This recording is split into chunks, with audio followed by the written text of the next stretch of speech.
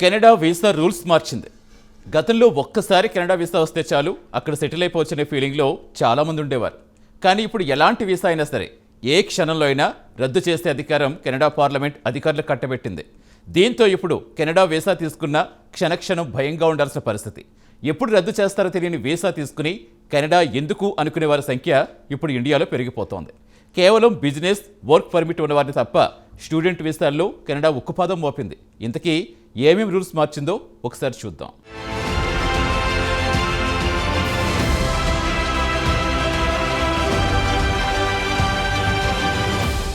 వలసలను అడ్డుకునేందుకు కెనడా ప్రభుత్వం కొత్తగా అమలు చేస్తున్న వీసా నిబంధనలు విదేశీ విద్యార్థులను ఇక్కట్లు పాల్చేసే అవకాశం ఉందన్న ఆందోళన వ్యక్తమవుతోంది. వర్క్ వీసా, రెసిడెంట్ పర్మిట్లున్న వారిపై కూడా ఈ ప్రభావం పడుతుందన్న ఆందోళన వ్యక్తమవుతోంది. ఈ నెలలోనే అమల్లోకి వచ్చిన ఈ కొత్త నిబంధనలతో కెనడా సరిహద్దుల వద్ద అధికారులు అనేక విచక్షణ అధికారాలు దఖలు పడ్డాయి. ఫలితంగా విదేశీ వర్కర్లు, విద్యార్థుల వీసాలను రద్దు చేసే అధికారం ప్రభుత్వం అధికారులకిచ్చింది.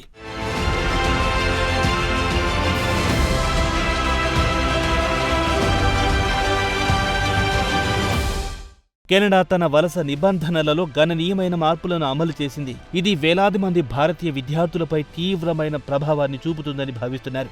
ఇమిగ్రేషన్, రెఫ్యూజీ ప్రొటెక్షన్ నిబంధనలకు తాజా సవరణ జనవరి 31 నుండి అమల్లోకి వచ్చాయి. ఈ సవరించిన నిబంధనల ప్రకారం సరిహద్దు అధికారులకు electronic travel authorisations, temporary resident వీసాలు వంటి తాత్కాలిక నివాస పత్రాలను రద్దు చేసే అధికారం ఇవ్వబడింది. ఈ కొత్త నిబంధనలు భారతదేశం నుండి వచ్చే వారితో సహా అంతర్జాతీయ విద్యార్థులు, కార్మికులు, తాత్కాలిక నివాస సందర్శకులకు ఇబ్బందులను సృష్టిస్తాయి.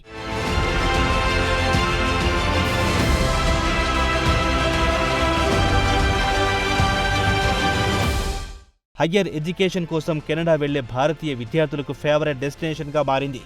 ఇండియా విదేశాంగ మంత్రిత్వ శాఖ లెక్కల ప్రకారమే ఇప్పుడు కెనడాలో దాదాపు 4,27,000 మంది భారతీయ విద్యార్థులు చదువుతున్నారు. సవరించిన నిబంధనల ప్రకారం కెనడియన్ ఇమిగ్రేషన్ సరిహద్దు అధికారులకు మెరుగైన అధికారాలు అందిస్తాయి. నిర్దిష్ట పరిస్థితుల్లో ఈటీఏలు, టీఆర్వీలు, పని అనుమతులు, అధ్యయన అనుమతులను రద్దు చేయడానికి వారికి వీలు కల్పిస్తాయి.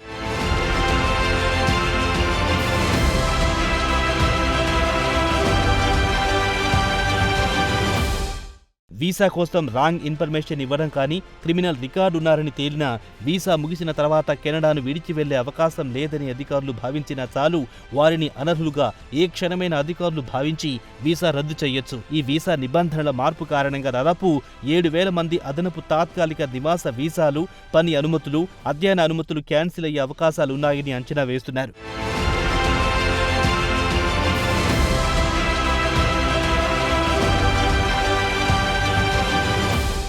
విదేశీ పౌరులు, ముఖ్యంగా భారతీయుల అనుమతులను రద్దు చేయబడితే వారు కెనడాలోని ప్రవేశ నౌకాశ్రయాల ద్వారా అక్కడికి ప్రవేశించకుండా నిరోధించడం లేదా దేశం విడిచి వెళ్లాల్సి రావడం వంటి తీవ్రమైన పరిణామాలు ఎదుర్కోవాల్సి ఉంటుంది. కెనడాలో అమల్లోకి వచ్చిన కొత్త వీసా నిబంధనలు అక్కడి అధికారులకు అసాధారణ విచక్షణ అధికారాలు కట్టబెట్టాయి. దీంతో భారతీయ విద్యార్థులకు ఇక్కట్లు తప్పవన్న వ్యాఖ్యలు వినిపిస్తున్నాయి.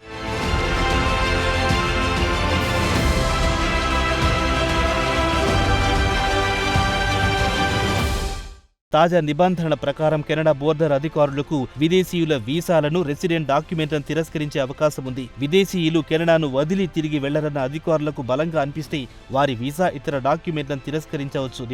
దీంతో విదేశీయుల వర్క్ పర్మిట్లు, విద్యార్థుల వీసాలు రద్దయిపోయే ప్రమాదం ఉంది. అంతేకాకుండా అప్పటికే కెనడాలో ఉంటున్న వారి అనుమతులను కూడా రద్దు చేసే అధికారం అక్కడి అధికారులకు ప్రభుత్వం ఇచ్చింది. ఇలా అనుమతులు రద్దయిన పక్షంలో విదేశీయులను పోర్ట్ ఆఫ్ ఎంట్రీ నుంచే వెనక్కి పంపొచ్చు. అప్పటికే కెనడాలో ఉంటున్న విదేశీయులకు ఓ తేదీలోపు వెనక్కి వెళ్లాలని నోటీసులు జారీ చేస్తారు.